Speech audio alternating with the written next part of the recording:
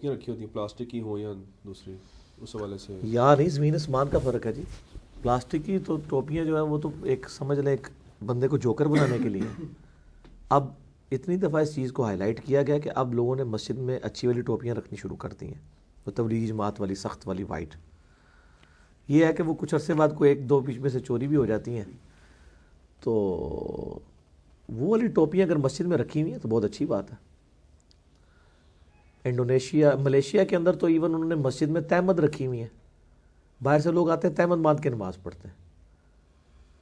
عورتوں والی سائڈ پہ بھی انہوں نے تہمدیں رکھی ہوئی ہیں، اسکرٹس میں عورتیں آ رہی ہیں تہمد باندھ کے نماز پڑھتی ہیں، پورا پورا برقع رکھا ہوا ہے پہننے کے لیے.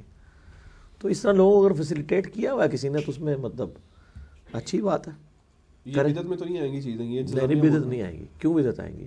یہ فیسیلیٹیٹ آپ نے کیا نا. وہ تو مسجد میں اگر کسی نے واش روم کے لیے چپلیں لادا رکھ دی ہیں تو آپ کہہ جی قرآن حدیث سے ثبوت دیں کہ اپنی چپلیں بندہ جو ہے وہ گھر سے لے کے آئے کہ یہ عملی استعمال کرے. فیسیلیٹیٹ کیا نا. ریسنٹلی ایک کلپ بڑا چڑھا ہوا ہے نا کہ ایک بریلوی مکتب فکر کے ایک عالم ہیں، انہوں نے ان کا کلپ بڑا مشہور ہوا ہے. وہ کہتے ہیں کہ جی کہ ٹوپی اگر آپ نے اس قسم کی پہننی ہے نا تو اس سے بہتر ہے کہ بغیر پڑھے نماز پڑھ لیں.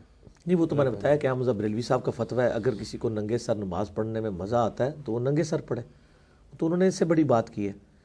لیکن یہ کوئی دین کی خدمت نہیں ہو رہی ہے.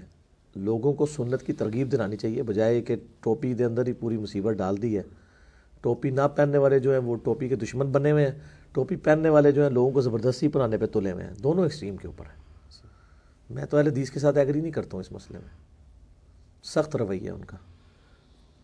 ٹوپی کی ترغیب دلانی چاہیے، سنت سے نفرت نہیں دلانی چاہیے. تبلیغی جماعت کے ساتھ چلے پر جانا اور مساجد وغیرہ میں کوئی مسئلہ نہیں. دیکھیں یہ جو درس نظامی کے کورس بھی ہیں کوئی بدعت تو نہیں ہے نا. سارے مکاتب فکر نے کورسز بنائے ہوئے ہیں کہ جی 8 سال کا، 6 سال کا، 7 سال کا. اب کیونکہ جی صحابہ کرام نے تو نہیں کیا، واقعی نہیں کیا انہوں نے. لیکن اس کی بنیاد کے اوپر آپ لوگوں کے اوپر بدعت کے فتوے تو نہیں لگائیں گے. کوئی نہ کوئی تو مینیجریل ایشوز کے لیے کرنا ہی پڑے گا نا. تو چلہ لگاتے ہیں وہ یا 3 دن یا 4 مہینے لگاتے ہیں، 7 مہینے بھی ہیں، سال بھی ہیں. ہمیں اختلاف ان کی تعلیمات کے ساتھ ہے کہ اس میں قرآن و سنت سکھائیں بجائے اپنے بزرگوں کی کتابیں پڑھ کے. اس سے آپ اختلاف رائے رکھ سکتے ہیں. کام تو بہت نیکی کا کر رہے ہیں، وہ ظاہر قربانی کر رہے ہیں، گھر سے نکل رہے ہیں. جو لوگ جمعہ یا رمضان میں فوت ہو رہے ہیں کیا ان سے قبر میں سوال؟ یہ ضعیف روایتیں ملتی ہیں جمعہ اور رمضان کے بارے میں، لیکن وہ قرآن و سنت کے اصول میں بیٹھتی کوئی نہیں ہے. حساب تو بہرحال ہونا ہی ہے. حساب کے بعد ہی یعنی ہر شخص کو قبر میں آزمایا جانا ہے. سیدھی سی بات ہے. کیونکہ اکثر ہمارے یہاں یہ بڑی باتیں ہوتی ہیں لوگوں کے، بڑا خوش نصیب تھا جمعے کو مر گیا یا رمضان. خوش نصیبی تو میرے بھائی اگر یہ ہے تو بخاری مسلم میں حدیث ہے، نبی علیہ السلام کا ایک غلام تھا مدعم، اتنا خوش نصیب تھا کہ خیبر کے موقع پہ اسے نامعلوم تیر لگا، شہید ہو گیا. صحابہ نے کہا کتنا خوش نصیب تھا، آپ صلی اللہ علیہ وسلم کا کجاوا کستا ہے سواری میں اور آپ کو وضو کرواتا ہے سب کچھ. آپ فرمایا تم اسے خوش نصیب کہہ رہے ہو، اور اس نے بیت المال میں سے ایک چادر چوری کی تھی جو مرتے ہی آگ کی اس کے اوپر ڈال دی گئی ہے. خوش نصیبی کا فیصلہ سب سے بڑا تو صحابہ کرام نے جس کے بارے میں کیا وہ تو نکلا جعلی. تو تواڈے میرے فیصلے کتنے اصلی نکل سکتے ہیں؟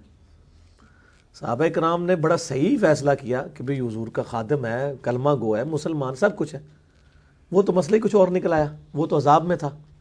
اس کو تو اللہ تعالیٰ نے نہیں لحاظ کیا کہ یہ خادم رسول ہے تو چھوڑ دیا جائے. تو اس طرح کی باتیں جو ہے نا مطلب یہ بنی ہوئی ہیں. لوگوں کو دین کی خبر نہیں ہے.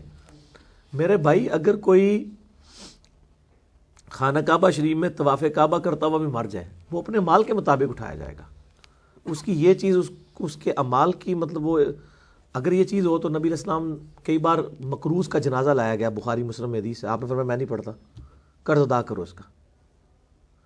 حالانکہ یہ بھی ہم کہتے ہیں جی حضور کے پڑھنے سے ویسے ہی معاف ہو جانا ہے. نہیں، چاہے آپ علیہ السلام بھی جنازہ پڑھ دیتے قرض تو نہیں معاف ہونا.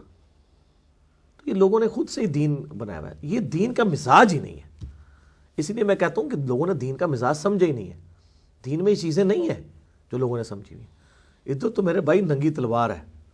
سعد ابن ابی وقاص جب جنگ قادسیہ کے لیے گئے سیدنا عمر نے خط لکھا اور کہا سعد اس پہ نہ کرنا کہ اللہ کے نبی کے ماموں ہو، یہ نبی علیہ السلام کے ننہال کے خاندان سے، اللہ کا کوئی رشتہ دار نہیں ہے. ان کا نبی علیہ السلام نے رشتہ داری ہے پر اللہ نہ کسی کی رشتہ داری نہیں ہے. اللہ تعالیٰ نے مال کے مطابق اٹھانا ہے. اینکی پھینکی کی پکڑا جائے گا. بھئی اللہ کا کوئی رشتہ دار نہیں ہے. بخاری مسلم میں حدیث ہے میری بیٹی فاطمہ میرے مال میں سے جو لینا ہے لے لے، اگر اللہ نے پکڑ لیا میں تجھے چھڑا نہیں سکوں گا۔ حالانکہ فاطمہ جو ہے سلام اللہ علیہا جنتی عورتوں کی سردار ہے، بخاری مسلم میں ہے، لیکن وہ اصل میں ان کو نہیں پوری امت کو بتایا جا رہا تھا کہ بھئی اگر اعمال برے ہوئے تو آپ کی نسبت آپ کو فائدہ نہیں دے گی، اگر اعمال صحیح ہوئے تو نسبت کا فائدہ بھی ہوگا، کوئی شک نہیں۔ اگر اعمال صحیح ہیں تو نسبت کا فائدہ یہ ہے کہ امت محمدیہ صلی اللہ علیہ وآلہ وسلم اگلی امتوں سے پہلے جنت میں جائے گی۔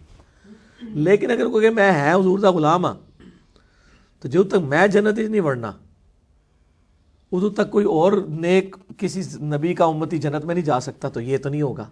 تو نیک ہے تو پہلے داخل ہوگا، اگر بد ہے دوسری امت والا پہلے چلا جائے گا، تو بعد میں جائے گا عذاب بھگت کے، نسبت نہیں کام آئے گی۔ ٹھیک ہو گیا۔